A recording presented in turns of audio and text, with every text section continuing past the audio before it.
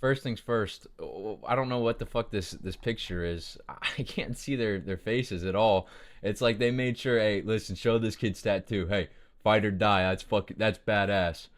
But yeah, no, I don't know why I'm just looking at these guys' abdomens and bodies right here, but fire, man. Imavov versus Borralho. Let's go. Fight night Paris. Awesome, man. Sick fight night. It actually is pretty decent. I'm gonna keep it short, quick, sweet. You guys know how it goes. First off, I want to thank you guys. Thanks, commenting, debating, arguing, all that, liking, subscribing. Hey guys, that's fucking great, man. Keep it up. Keep up the good fucking work. Next up, Shauna Bannon, Sam Hughes. Sam Hughes pressure, unreal. She runs 5Ks. Yeah.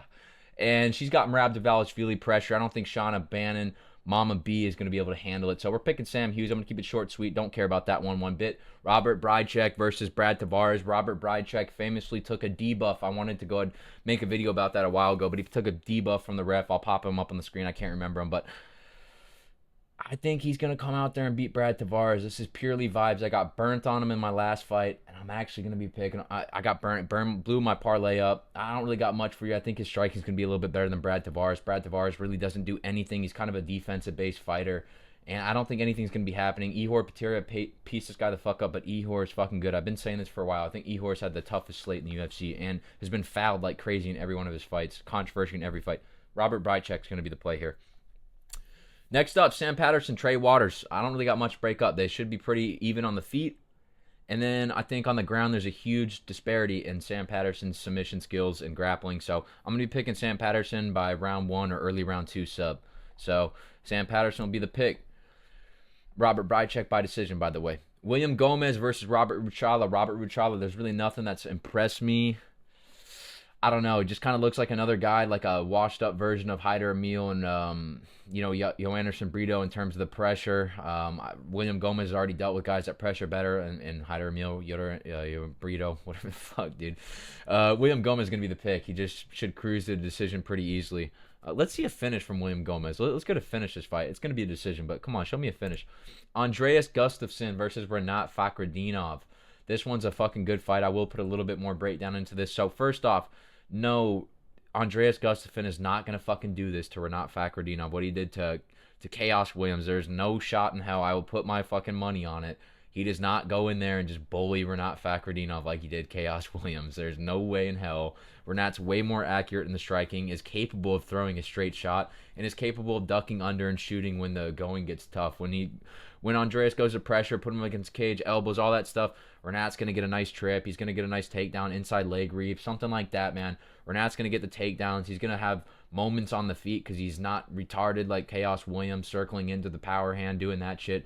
Renat is pretty fucking good. If you're beating a juiced up Carlos Leal, I rate that, which he obviously didn't win that fight. It was a split decision loss. I don't even think it was a split decision loss. The fight was a little bit closer than I thought when I watched it back, but Carlos Leal definitely won that fight. Renat Fakhretdinov's going to be the pick by decision. Marcin Tybura versus Ante Delije. This one's a tough one to pick, obviously. Marcin Tybura, fat slob. Ante Delije, I don't even know what the guy looks. I mean, I know what he looks like, but I don't know what he looks like in his current form at 35. Marcin Tybura is 39. It's a tough one to pick. Really, when I think about this, who the fuck is Marcin Tybura actually beaten? Like, nobody that impressive. And then against a guy who's actually pretty decent in the division, Sergey Spivak, he loses in round 1. So, I don't know, man. I think Marcin Tybura is kind of shit, to be honest with you. So, I don't think Jonathan Denise is that good either. I mean, he went in his last fight. I mean, I don't really rate that win as much either because in his last fight, he was getting pieced up by this fucking random bald jobber. I don't know. I don't know what to fucking think here, but I'm taking Ante Delije because I think he has more explosive striking. I like that he's able to potentially, crack Marcin Tybura on the feet and whatnot. And Marcin Tybura's already talked about wanting to strike more and this and that. I'm going to take Ante Delije to get an upset. I think he's the underdog. I hope he is. But I'm taking Ante Delije to get an upset win here.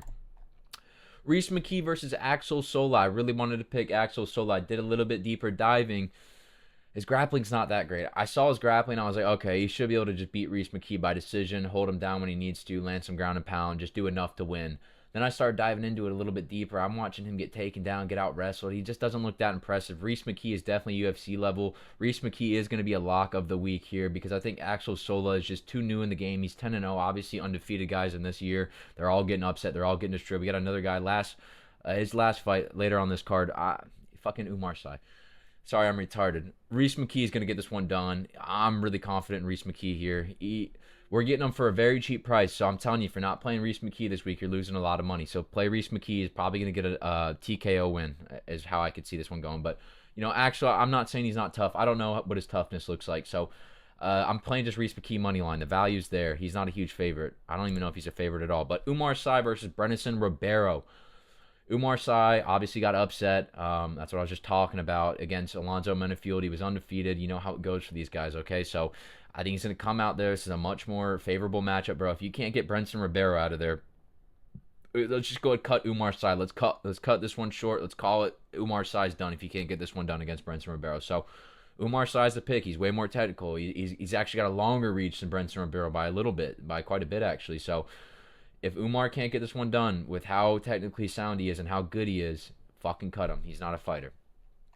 Brenson Ribeiro's dog shit, okay? He just is a chinny guy that looks the part, all right? Patricio Pitbull versus Lucy Nikita.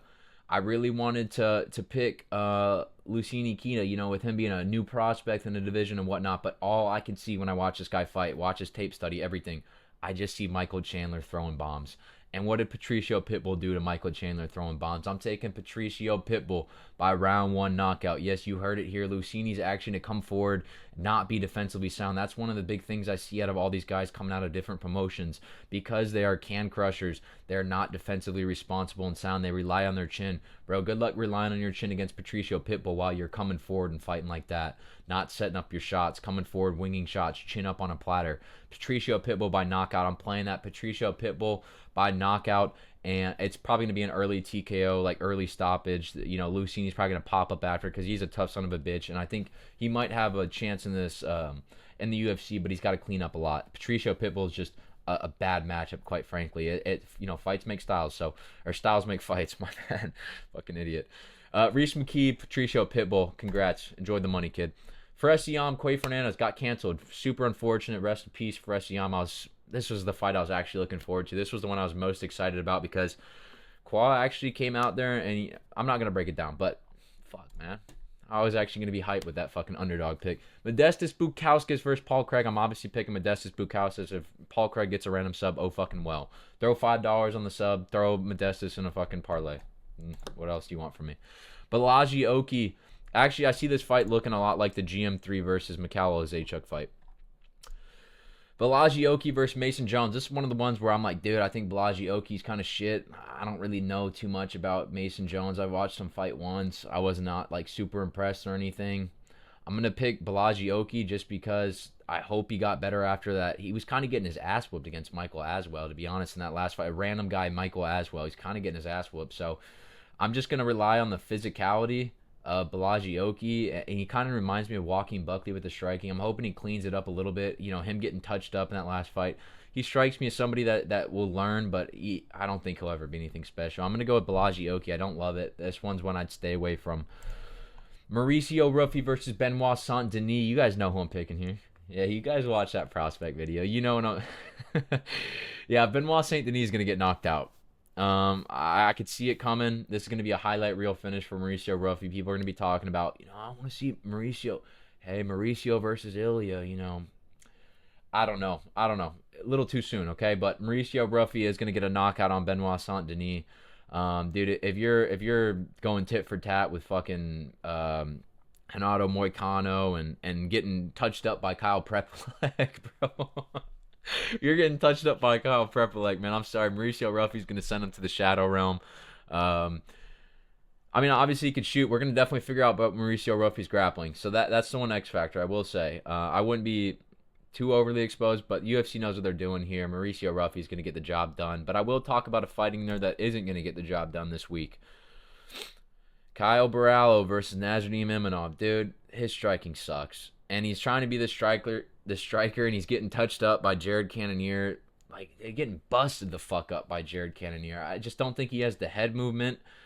If he comes in here and has a grapple-heavy game plan and just shoots on Nasruddin for 5 rounds straight, he might have a chance. I'm not saying he can't do that, and I'm hoping that the fighting nerd, mantra, the kind of, you would think these guys are game planners, with the glasses and what, it just makes sense. But I don't know if he's going to do that. That was the path to victory against Cannonier, rather than getting your head fucking pieced up, let's test our takedowns against this guy. I mean, at least mix him in, right? Even if he's got great takedown defense, give him the look. It's not like fucking Jared Cannonier's going to throw out some sick guillotine or something that you're scared of. Kyle Borralho just kind of strikes me as stupid.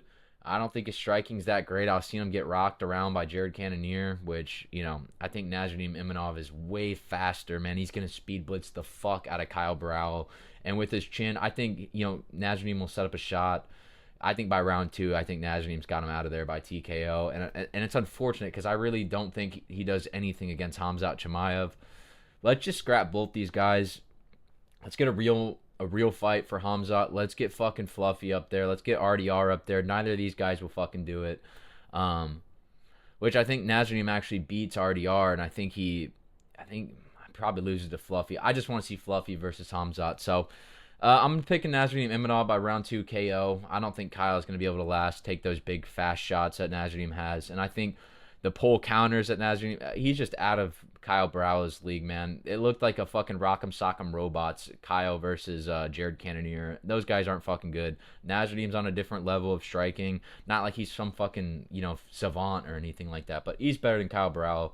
He's got enough power to put him out. I'm taking Nasruddin Imavov by knockout round 2.